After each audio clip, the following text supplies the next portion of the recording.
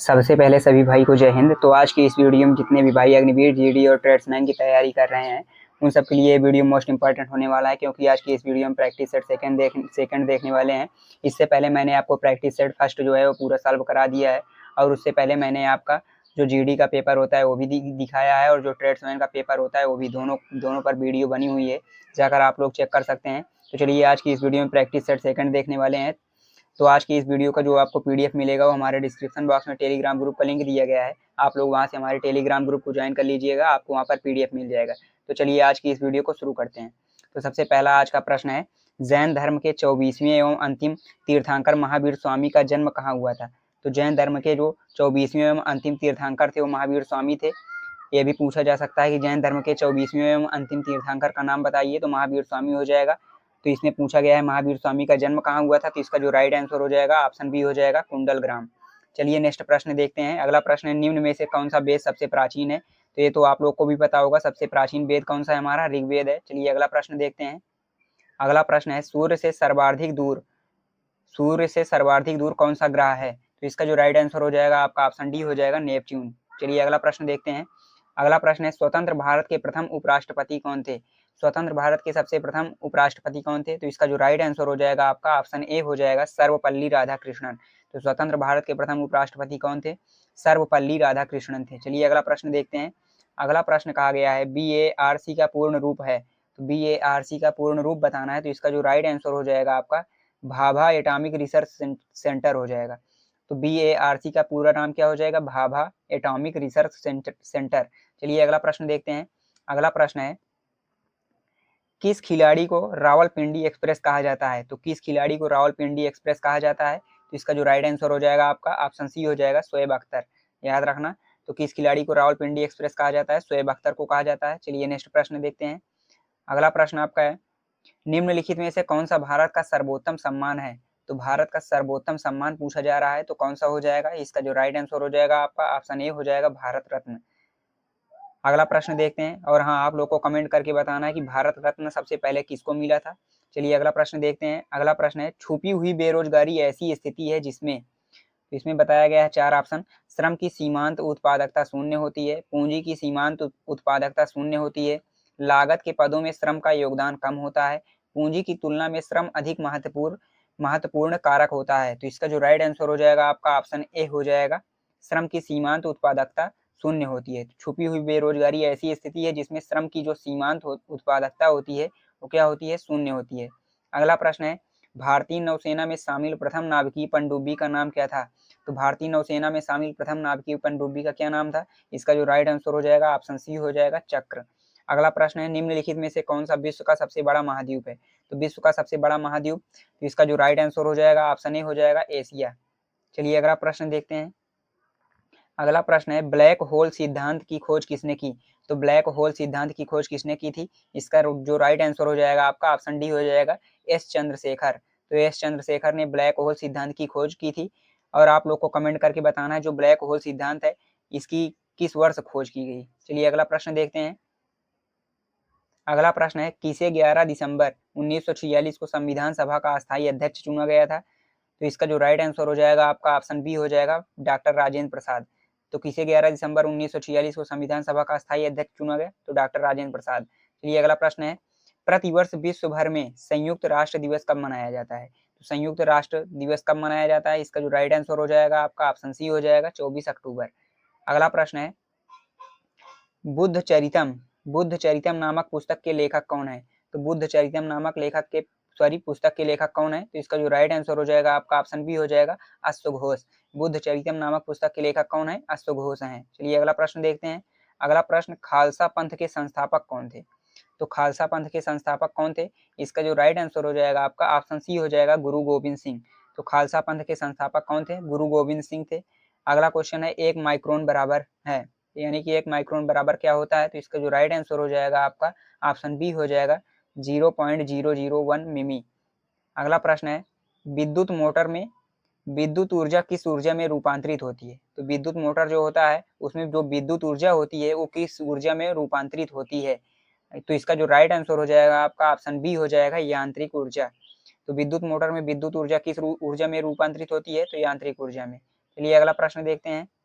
अगला प्रश्न है निर्वात में यदि 3 वस्तु लोहा, कागज और लकड़ी को एक साथ गिराया जाए तो सबसे पहले नीचे कौन आएगा? तो निर्वात है एक जिसमें 3 वस्तुएं को लोहा, कागज और लकड़ी को एक साथ गिराया जा रहा है, तो इसमें कहा जा रहा है सबसे पहले नीचे कौन आएगा? तो इसका जो राइट आंसर हो जाएगा आपका ऑप्शन डी हो जाएगा, सभी एक साथ, यानी कि लोहा भी, कागज भी और लकड़ी तीनों एक साथ आएंगे, यानी कि नीचे सबसे पहले कोई नहीं गिरेगा, तीनों एक साथ गिरेंगे। चलिए अगला प्रश्न देखते हैं। अगला प्रश्न है कार्बोरेटर किस इंजन में होता है?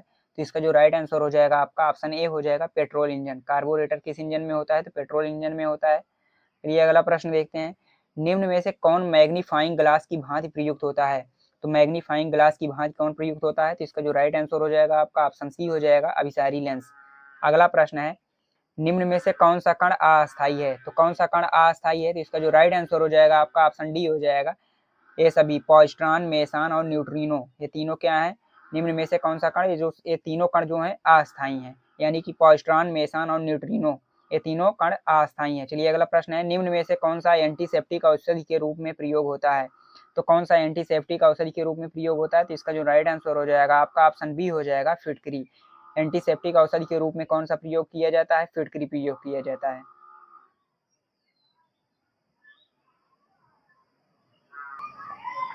अगला प्रश्न है लाल तप्त कोल पर भाप प्रभावित करने से प्राप्त होता है। तो लाल तप्त कोल पर भाप प्रवाहित जब करने से क्या प्राप्त होता है? तो इसका जो राइट आंसर हो जाएगा आपका ऑप्शन ए हो जाएगा, जल गैस।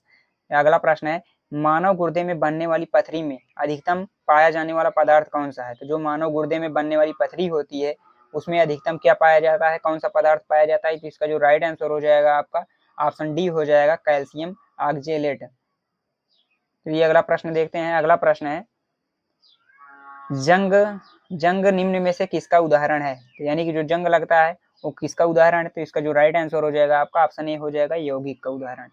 ये अगला प्रश्न है प्रोटीन बनाने के लिए कितने प्रकार के अमीनो अम्ल आवश्यक होते हैं? तो प्रोटीन बनाने के लिए कितने प्रकार के अमीनो अम्ल आवश्यक होते हैं? तो इसका जो राइट आंसर हो जाएगा आपका ऑप्शन बी हो जाएगा, 20 अम्ल। तो प्रोटीन बनाने के लिए कितने प्रकार के अमीनो अम्ल आवश्यक होते हैं? तो 20। अगला प्रश्न है निम्नलिखित में से विषाणु के द्वारा होने वाली बीमारी कौन सी है? तो विषाणु के द्वारा होने वाली बीमारी का नाम बताना है। तो इसका जो राइट आंसर हो जाएगा आपका ऑप्शन सी हो जाएगा, पोलियो। चलिए नेक्स्ट प्रश्न देखते हैं। अगला प्रश्न है पर्यावरण का अजैव अवयव निम्न में से कौन सा है? तो पर्यावरण का अजैव अवयव निम्न में से कौन सा हो जाएगा? तो इसका जो राइट आंसर हो जाएगा आपका ऑप्शन डी हो जाएगा, ये सभी, यानी कि जल भी, मिट्टी और वायु, ये पर्यावरण के अजैव अवयव हैं। चलिए अगला प्रश्न देखते हैं। अगला प्रश्न है शरीर की सबसे बड़ी हड्डी कौन सी है? तो शरीर की सबसे बड़ी हड्डी कौन सी होती है? फीमर होती है। इसका राइट आंसर ऑप्शन सी हो जाएगा, शरीर की सबसे बड़ी हड्डी फीमर है। चलिए अगला प्रश्न है मानव मस्तिष्क लगभग कितने ग्राम का होता है? तो मानव का जो मस्तिष्क होता है वो लगभग कितने ग्राम का होता है? तो इसका जो राइट आंसर हो जाएगा आपका ऑप्शन डी हो जाएगा, 1300 से 1400 ग्राम। अगला प्रश्न है 37 लड़कियां एक पंक्ति में स्कूल बिल्डिंग की ओर मुख करके खड़ी हुई हैं। आयशा बाएं छोर से 15वें स्थान पर है। यदि वह 6 स्थान दाएं को स्थानांतरित हो जाती हैं तो दाएं छोर से उसकी स्थिति क्या होगी? तो इसका जो राइट आंसर हो जाएगा आपका ऑप्शन डी हो जाएगा, इनमें से कोई नहीं। आप लोग इसका आंसर जो है पीडीएफ प्राप्त करने के बाद वहां पे चेक कर लेना, वहां पे इसका आंसर अच्छे तरीके से बताया गया है। चलिए अगला प्रश्न देखते हैं। अगला प्रश्न है निम्नलिखित अक्षर श्रृंखला में अगला अक्षर क्या आएगा? तो ये दिया गया है ACFJO। तो इसमें पूछा जा रहा है इसके बाद कौन सा अक्षर आएगा, तो ये बताना है। तो सबसे पहले इसके पहले भी हम जो प्रैक्टिस सेट करवाएं उसमें भी क्वेश्चन आया था इसी प्रकार का। तो इसमें सबसे पहले ये देख लेना है कि इन दोनों के बीच अंतर कितना है। तो ए और सी के बीच कितना अंतर है? ए के बाद कौन सा अक्षर आता है? तो बी आता है, उसके बाद सी, यानी कि 2 का। फिर उसके बाद सी के बाद एफ का, तो इसमें कितना अंतर है? 3 है। एफ के बाद जे में 4 है। जे के बाद ओ में 5 का अंतर है। उसके बाद ओ के बाद जो अक्षर आएगा उसमें कितने का अंतर हो जाएगा? 6 का अंतर। यानी कि इसका जो राइट आंसर हो जाएगा आपका ऑप्शन बी हो जाएगा, यू। यानी कि ACFJO के बाद कौन सा अक्षर आएगा? तो यू आएगा।